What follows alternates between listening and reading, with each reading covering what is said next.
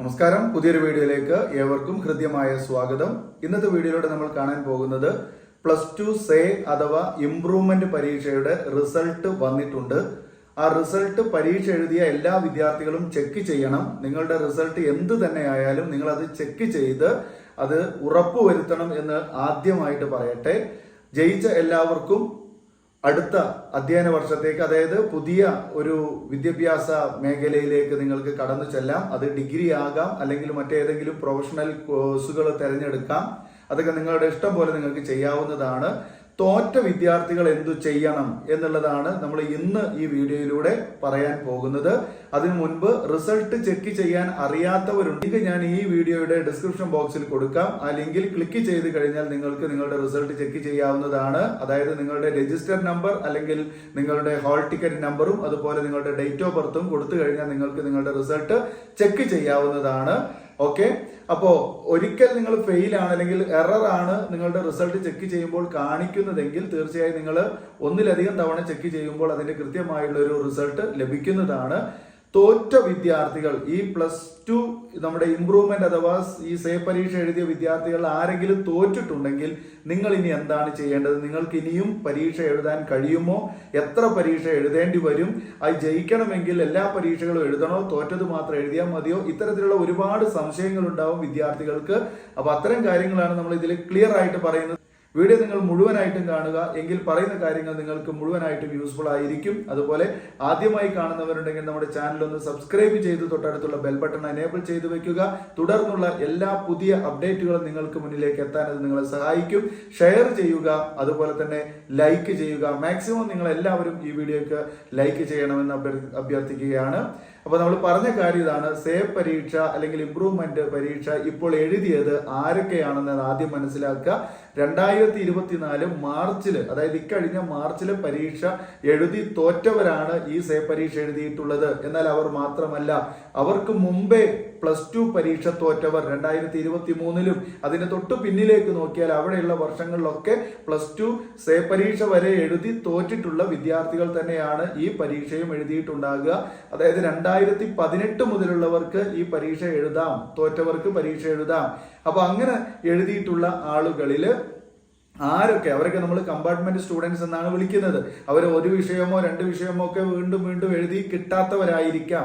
അപ്പൊ അങ്ങനെയുള്ള വിദ്യാർത്ഥികള് അവരുടെ വിഷയങ്ങളിൽ വീണ്ടും തോറ്റിട്ടുണ്ടെങ്കിൽ നിങ്ങൾ ഇനി ചെയ്യേണ്ടത്, ഈ പുതിയ വർഷത്തെ വിദ്യാർത്ഥികളും ഇനി ചെയ്യേണ്ടത്, നിങ്ങളുടെ തോറ്റ വിഷയം നിങ്ങൾക്ക് വീണ്ടും എഴുതാം എന്നുള്ളത് തന്നെയാണ്.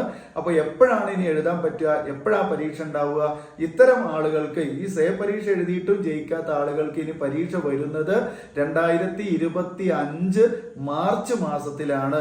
ഓക്കെ, നിങ്ങൾ ഇനി പരീക്ഷ എഴുതാൻ പോകുന്നത് ഇപ്പോൾ +2 പഠിച്ചുകൊണ്ടിരിക്കുന്ന വിദ്യാർത്ഥികൾക്കൊപ്പം, അതായത് 2025 മാർച്ചിലാണ്. അപ്പോൾ നിങ്ങൾക്കൊരു സംശയം ഉണ്ടാകും, ഞാൻ +1 എല്ലാ വിഷയവും ജയിച്ചിട്ടുണ്ട്, +2 2 വിഷയമാണ് തോറ്റത്, അല്ലെങ്കിൽ 1 വിഷയമാണ് തോറ്റത്, അല്ലെങ്കിൽ 3 എണ്ണാണ്, അല്ലെങ്കിൽ 4 എണ്ണാണ് തോറ്റത്. അപ്പോൾ +2 തോറ്റ വിഷയം മാത്രം എഴുതിയാൽ മതിയോ? അതോ +2 തോറ്റ വിഷയത്തിന്റെ ഒപ്പം ജയിച്ച +1 വിഷയം കൂടി എഴുതേണ്ടി വരുമോ എന്ന് നിങ്ങൾ സംശയിക്കുന്നുണ്ടാകും. അല്ലെങ്കിൽ നേരെ തിരിച്ച് സംഭവിക്കാം. +2 എല്ലാ വിഷയവും ജയിച്ചിട്ടുണ്ട്, +1 മുൻപേ തോറ്റു, അതിന്റെ ഇംപ്രൂവ്മെന്റ് എഴുതി പരീക്ഷ പാസ്സായില്ല, അല്ലെങ്കിൽ അവിടെ ജയിക്കാനുള്ള 24 അല്ലെങ്കിൽ 18 മാർക്ക് ലഭിച്ചില്ല. അതുകൊണ്ട് +2 മാർക്കിന്റെ ഒപ്പം കൂട്ടി വാങ്ങിയപ്പോൾ അത് ജയിക്കുന്ന മാർക്കായി കൂട്ടിയില്ല, അല്ലെങ്കിൽ അവിടെ കിട്ടിയില്ല. അതുകൊണ്ട് +1 തോറ്റതുകൊണ്ട് +2 തോറ്റു എന്ന് പറയുന്ന ആളുകളാണെങ്കിലും, നിങ്ങൾ +1 തോറ്റവരാണെങ്കിലും +2 തോറ്റവരാണെങ്കിലും നിങ്ങൾ ചെയ്യേണ്ടത് ഇത്രയേ ഉള്ളൂ. 2025 മാർച്ചിൽ ഇനി പരീക്ഷ നടക്കുന്നുണ്ടെങ്കിൽ അത് +1 +2 പരീക്ഷയാണ്. +1 നിങ്ങൾ തോറ്റവരാണെങ്കിൽ +1 മാത്രം എഴുതുക. +1 നിങ്ങൾ ഏതെങ്കിലും വിഷയം തോറ്റിട്ടുണ്ടെങ്കിൽ +1 മാത്രം എഴുതുക. അതുപോലെ തന്നെ +2 ഏതെങ്കിലും വിഷയമാണ് തോറ്റിട്ടുള്ളതെങ്കിൽ നിങ്ങൾ +2 മാത്രം എഴുതിയാൽ മതി. ഓക്കെ, അപ്പൊ ഏത് വർഷം ഏത് വിഷയമാണ് നിങ്ങൾ തോറ്റത് അത് മാത്രം നിങ്ങൾ എഴുതിയാൽ മതി. ക്ലിയർ ആയോ? ഏത് വർഷം ഏത് വിഷയമാണ് നിങ്ങൾ തോറ്റത്, ആ വർഷത്തെ ആ വിഷയം ഏതാണോ അത് മാത്രം നിങ്ങൾ എഴുതിയെടുത്താൽ മതി. ഓക്കെ, ഒരു എക്സാമ്പിൾ പറയാം.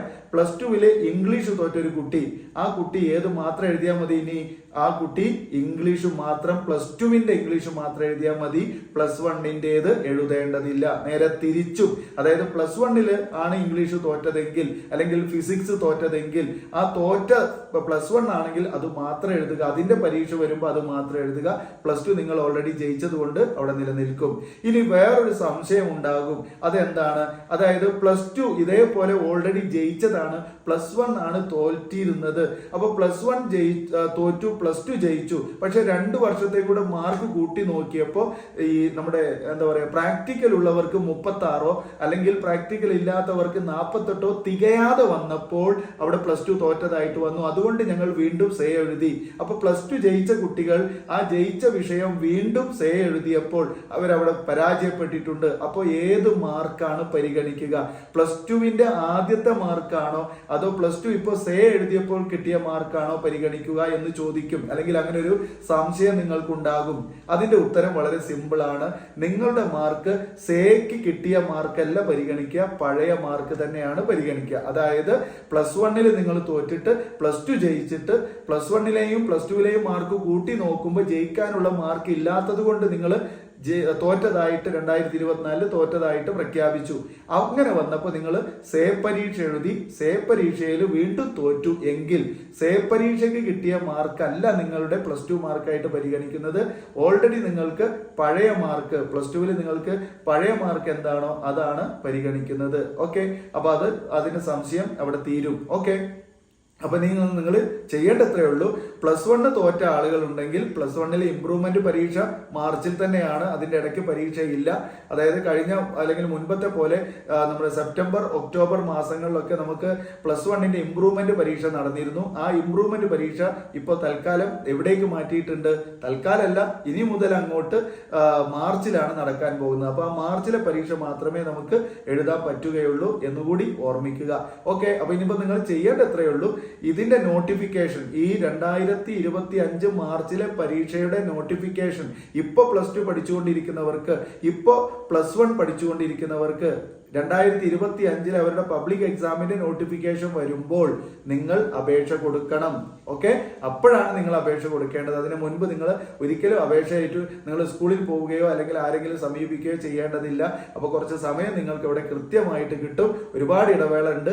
അപ്പൊ ആ ഇടവേളകൾ നിങ്ങൾ ഒന്നുകിൽ നിങ്ങളുടെ തോറ്റ വിഷയം വളരെ കഠിനമായിട്ടുള്ള മാത്തമാറ്റിക്സ്, ഫിസിക്സ്, കെമിസ്ട്രി പോലുള്ള വിഷയങ്ങളാണെങ്കിൽ കൃത്യമായിട്ടൊരു ട്യൂഷനൊക്കെ വെച്ച് പഠിക്കാൻ നോക്കുക. ഇനി മറ്റുള്ള വിഷയങ്ങളാണെങ്കിലും എഴുതി പിടിപ്പിക്കാൻ പറ്റാത്തതാണെങ്കിൽ, ഈ ഇംപ്രൂവ്മെന്റ് എഴുതിയിട്ട് അല്ലെങ്കിൽ സേ എഴുതിയിട്ട് വർഷങ്ങളോളം എഴുതി കിട്ടാത്ത ആളുകളൊക്കെ ഉണ്ട്. അവർ കമ്പാർട്ട്മെന്റ് സ്റ്റുഡൻസ്. എന്തായാലും നമുക്ക് +2 നിർബന്ധമാണ് വരും കാലങ്ങളിൽ. +2 ഒക്കെ വിട്ടു, ഇപ്പൊ ഡിഗ്രി ആയിട്ടുണ്ട്. അപ്പൊ ഡിഗ്രിക്ക് പോകണമെന്നുണ്ടെങ്കിൽ നിർബന്ധമായിട്ട് നമുക്ക് +2 വേണം. ഇപ്പൊ +2 പാസ്സാവണം. അപ്പൊ അതിനു വേണ്ടി നിങ്ങൾ കഠിന പ്രയത്നം ചെയ്താൽ മാത്രമേ അത് കിട്ടുള്ളൂ.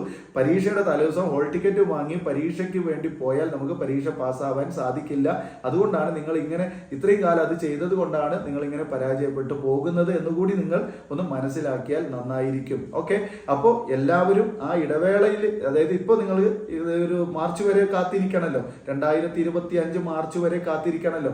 അപ്പൊ അതുവരെ നിങ്ങൾ വെറുതെ ഇരിക്കേണ്ട, എന്തെങ്കിലും തരത്തിലുള്ള കോഴ്സുകളൊക്കെ ചെയ്യുക. വെറുതെ ഇരുന്നാൽ ചിലപ്പോൾ നിങ്ങൾ മറ്റെന്തെങ്കിലും ജോലിക്കൊക്കെ പോകുമ്പോൾ നിങ്ങളുടെ മനസ്സ് മാറും, മൈൻഡ് പോകും. അപ്പൊ പഠിക്കാനുള്ള താല്പര്യമൊക്കെ നഷ്ടപ്പെടും. പിന്നെ നിങ്ങൾ ജോലിയിൽ മാത്രം ശ്രദ്ധിക്കും. ഒരു 10-20 രൂപ നിങ്ങൾക്ക് കിട്ടുമ്പോൾ അതിനോട് നിങ്ങൾക്ക് കൂടുതൽ താല്പര്യം ഉണ്ടാവും. അപ്പോൾ പഠിക്കാനുള്ള ടെൻഡൻസി ഒക്കെ കുറയും.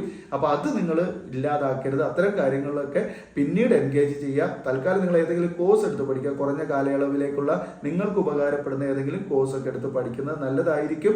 ഓക്കെ, അപ്പൊ ഈ തോൽവിയിൽ നിങ്ങൾ ഒരു വിഷമവും കാണേണ്ടതില്ല. നിങ്ങൾക്ക് അടുത്ത വിജയം നിങ്ങളെ തേടി വരും എന്നുള്ളത് ഉറപ്പാണ്. ഈ പറഞ്ഞ രീതിയിലൊക്കെ കാര്യങ്ങൾ ചെയ്യുക.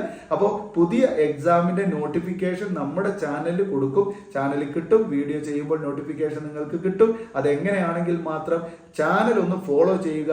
ഏറ്റവും കൂടുതൽ നമ്മുടെ കമ്പാർട്ട്മെന്റൽ സ്റ്റുഡൻസിനെയും അതുപോലെ തന്നെ നമ്മുടെ +2 തോറ്റെഴുതുന്ന വിദ്യാർത്ഥികൾക്കൊക്കെ മാക്സിമം ഉപകാരപ്പെടുന്ന രീതിയിൽ വീഡിയോ ചെയ്തുകൊണ്ടിരിക്കുന്ന നമ്മുടെ ചാനൽ മാത്രമാണെന്ന് നിങ്ങളിൽ പലരും പറഞ്ഞിട്ട് തന്നെ ആണ് ഞാനും മനസ്സിലാക്കുന്നത്. അപ്പോൾ അതുകൊണ്ട് നമ്മുടെ ചാനലിൽ നിങ്ങൾ മാക്സിമം സപ്പോർട്ട് ചെയ്യണം. അതുപോലെ തന്നെ ലൈക്ക് ചെയ്യാത്തവർ ലൈക്ക് ചെയ്യണം, ഷെയർ ചെയ്യണം. സബ്സ്ക്രൈബ് ചെയ്യാതെ കാണുന്നുണ്ടെങ്കിൽ സബ്സ്ക്രൈബ് ചെയ്യുക, തൊട്ടടുത്തുള്ള ബെൽ ബട്ടൺ ഓൾ എന്ന് അമർത്തി വെച്ച് കഴിഞ്ഞാൽ പുതിയ കാര്യങ്ങളൊക്കെ നിങ്ങൾക്ക് നിങ്ങളുടെ ഫോണിൽ നോട്ടിഫിക്കേഷൻ ആയിട്ട് കിട്ടും. അപ്പോൾ നിങ്ങൾ ആരെയും കൂടെ ശല്യപ്പെടുത്താനോ അല്ലെങ്കിൽ അന്വേഷിച്ച് നടക്കാനോ ഒന്നും തുനിയേണ്ട ആവശ്യമില്ല. എല്ലാ കാര്യങ്ങളും നിങ്ങൾക്ക് സ്വന്തമായിട്ട് ചെയ്യാൻ കഴിയുന്നതാണ്. ഇതുമായി ബന്ധപ്പെട്ട് കൂടുതൽ സംശയങ്ങൾ ഉണ്ടെങ്കിൽ തീർച്ചയായും നമ്മുടെ ഈ വീഡിയോയുടെ താഴെ നിങ്ങൾ വന്നൊന്ന് കമന്റ് ചെയ്താൽ അതിനുള്ള മറുപടി ഞാൻ വീഡിയോ ആയിട്ടോ അല്ലെങ്കിൽ നിങ്ങൾക്ക് നേരിട്ടോ കമന്റ് മറുപടി നൽകുന്നതാണ്. ഓക്കെ, എല്ലാവരെയും നമ്മൾ ഉൾക്കൊള്ളും, എല്ലാവർക്കും മറുപടി നൽകും. സ്പോട്ടിൽ തന്നില്ലെങ്കിലും കുറച്ച് സമയം കഴിഞ്ഞെങ്കിലും ഞാൻ നിങ്ങൾക്ക് മറുപടി നൽകും എന്നുള്ളത് ഉറപ്പാണ്. അപ്പോൾ മക്കളെ, എല്ലാവരും നമ്മുടെ വീഡിയോക്ക് സപ്പോർട്ട് ചെയ്യണമെന്ന് ഒരിക്കൽ കൂടി അഭ്യർത്ഥിച്ചുകൊണ്ട് ഈ വീഡിയോ നിങ്ങൾക്ക് മനസ്സിലായിട്ടുണ്ടെങ്കിൽ ലൈക്ക് ചെയ്യാനും ഷെയർ ചെയ്യാനും മറക്കരുത് എന്നുകൂടി ഓർമ്മിപ്പിച്ചുകൊണ്ട് നമുക്ക് വീണ്ടും കാണാം. ഈ വീഡിയോ കണ്ടിരുന്ന എല്ലാവർക്കും നന്ദി. Thanks for watching.